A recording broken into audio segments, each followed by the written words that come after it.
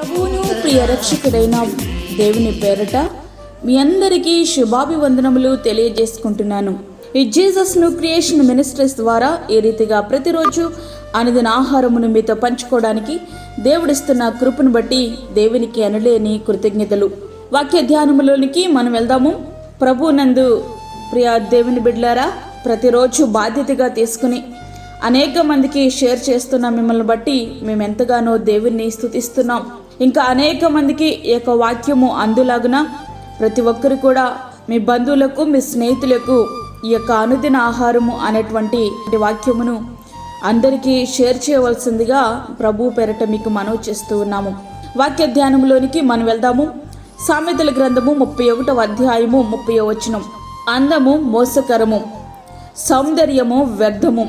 అందము మోసకరం, అది నిన్ను కొన్నిసార్లు శోధనకు గురి చేయవచ్చు. అట్లా అని శోధించబడడం పాపం కాదు, కానీ శోధనలో పడడమే పాపం.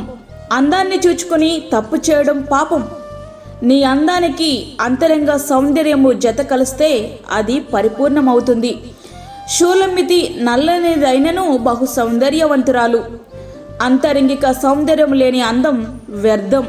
వివేకము లేని సుందర స్త్రీ పందెముక్కున్న బంగారు కమ్మి వంటిది. సామెతల గ్రంథము 11వ అధ్యాయము 22వ వచనం. శరీర సంబంధమైన భౌతిక అలంకరణ ఖచ్చితంగా వేరొకరిని పాపమునకు ప్రేరేపించే అవకాశం ఉంది. అంటే నేరుగా నీవు పాపము చేయకపోయినప్పటికీ పాపము చేయడానికి అవకాశం కల్పిస్తున్నావనే విషయం మాత్రం నీవు ఎప్పుడూ మర్చిపోవద్దు. భౌతిక సంబంధమైన అలంకరణ కాదు ప్రభువుకి కావలసింది, అంతరంగ సంబంధమైన అలంకరణ. జడలు అల్లుకొనుటయు, బంగారు నగరు పెట్టుకొనుటయు, వస్త్రములు ధరించుకొనుటయను వెలుపటి అలంకారము మీకు అలంకారముగా ఉండక, సాధువైనటియు మృదువైనటియునైనా గుణమను అక్షయ అలంకారము గల మీ హృదయపు అంతరంగ స్వభావము మీకు అలంకారంగా ఉండవలను. అది దేవుని దృష్టికి మిగుల విలువగలది. 1 పేతురు 3వ అధ్యాయము 3-4 వచనములు. దీనత్వము అనే సుగుణాన్ని కలిగి ఉండడం ద్వారా రక్షణతో అలంకరింపబడాలి. యెహోవా తన ప్రజల యందు ప్రీతి గలవాడు, ఆయన దీనులను రక్షణతో అలంకరించును. కీర్తనలు 149:4 వచనం. ప్రియ సహోదరుడా, వాక్యమంటున్నటువంటి ప్రియ దేవుని బిడ్డ, అందాన్ని బట్టి అతిశయించేవారు లెక్కలేనంత మంది ఉన్నారు. అయితే అతిశయించే వారిలో నీవున్నావేమో ఒక్కసారి సరిచేసుకో. వారిలో నీవుంటే నీవు పాపంలో ఉన్నావనేది నిస్సందేహంగా చెప్పవచ్చు. అందము గూర్చినటువంటి అతిశయం నీలో ఉంటే అది నేరుగా నీతోనే పాపం చేయించవచ్చు, వేరొకని పాపమునకు ప్రేరేపించవచ్చు. నీ తోటి వారిని నీ మనసులోనే చులకన చేయొచ్చు, అనగా హేళన చేయొచ్చు. గర్వం నీ హృదయంలో తిష్టవేయొచ్చు. ఆ గర్వమే నిన్ను పతనానికి నడిపించవచ్చు. రాణి అయిన వస్తి తన సౌందర్యాన్ని బట్టి అతిశయించింది, చివరికి అధోగతి పాలయ్యింది. అయితే షారాను 40 సంవత్సరముల వయసులో కూడా వేరే రాజు కోరుకున్నాడు. అంటే ఆ వయసులో కూడా ఆమె ఎంత అందమైనదో కదా. అయితే తన అందాన్ని బట్టి అందాల మెక్కాలని భావించినటువంటి స్త్రీ కాదు ఆమె. కేవలం శరీర సౌందర్యవంతురాలు మాత్రమే కాదు, ఆమె సౌందర్యము అంతరంగికమైనది, అది ఆత్మీయమైనది. శారీరక అందానికి ఆత్మీయ సౌందర్యాన్ని జత చేసి దాన్ని పరిపూర్ణము చేయగలిగితే నీ జీవితము సార్థకమైనట్లే. అంతరంగిక సౌందర్యము లేని అందం ఎట్లాంటిదంటే డ్రైనేజీలో పొర్లే పంది వంటిది. ఇది ఊహించుకోవడమే అసహ్యంగా అనిపిస్తుంది కదూ. అవును, శారీరక అందం లేకపోయినా పర్వాలేదు. అట్లా అని నల్లగా ఉంటే, పొట్టిగా ఉంటే, లావుగా ఉంటే, సన్నగా ఉంటే నేనేదో అందం లేనిదానని నీవు కృంగిపోవలసిన అవసరమే లేదు. ఈ సృష్టిలో నిన్ను పోలిన వారు ఎవరునూ లేరు. నీకు నీవే ప్రత్యేకం, నీ అందం ప్రత్యేకం. అందును బట్టి నీవు ప్రభువుని స్తుతించు. శారీరక అందం ఉన్నా అది కొంతకాలమే కదా.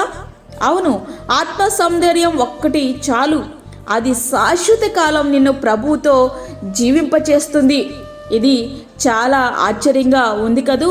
అవును, చివరిగా మరొకసారి చెప్తున్నాను, శారీరక అందమును బట్టి కొనియాడబడిన స్త్రీ పరిశుద్ధ గ్రంథంలో ఎవ్వరూ లేరు.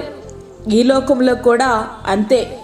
కనుక శరీర ఆనందము కాదు, భౌతిక సంబంధమైన అందము కాదు, నీకు కావాల్సింది ఆత్మ సంబంధమైన సౌందర్యం. నీ సౌందర్యంతో పాటు ఆత్మ సంబంధమైన సౌందర్యము కూడా నీవు కలిగి ఉన్నప్పుడు నీవు పరిపూర్ణమైన దానువు, నీవు పరిపూర్ణమైన వాడువు. కాబట్టి అట్టి రీతిగా మన జీవితాలు ఆత్మ సౌందర్యముతో ఉండేటట్టుగా మలుచుకుందామా? అట్టి కృపా ధన్యత ప్రభు మనకి అనుగ్రహించునుగాక. ఆమేన్. వాక్యం విన్న ప్రియ దేవుని బిడ్డలారా, ప్రార్థనలో ఏకీభవించండి. పరిశుద్ధమైన తండ్రి, ప్రేమగల యేసు ప్రభువా, శ్రేష్టమైన మరి ఒక దినము మా జీవితంలో మీరు అనుగ్రహించారు, నీకు వందనాలు.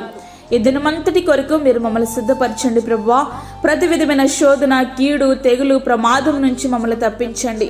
ఈ దిన దీవెనలు సమృద్ధిగా మాకు దయచేయండి ప్రభువా. అదే రీతిగా బలహీనులను, చంటి బిడ్డలను, వృద్ధులను, గర్భిణీ స్త్రీలను మీరు జ్ఞాపకం చేసుకునండి తండ్రి.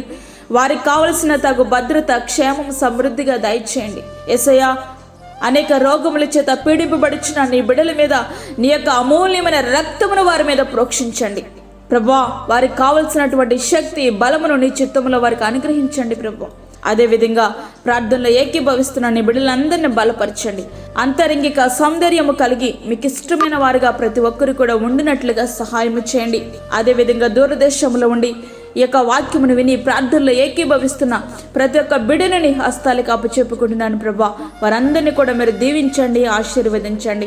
వారి కష్టాలలో, వారి బాధల్లో, వారి ఇబ్బందుల్లో మీరే తోడుగా ఉండి నడిపించి నీ కాపుదల వారికి దయచేసి నీ భద్రతను అనుగ్రహించి, మాకు కాదు యెహోవా, మాకు కాదు, సమస్త మహిమ ప్రభావములు మీకు ఆరోపించుకుంటూ యేసు పరిశుద్ధ నామమున అడిగి వేడుకుంటున్నాము తండ్రి.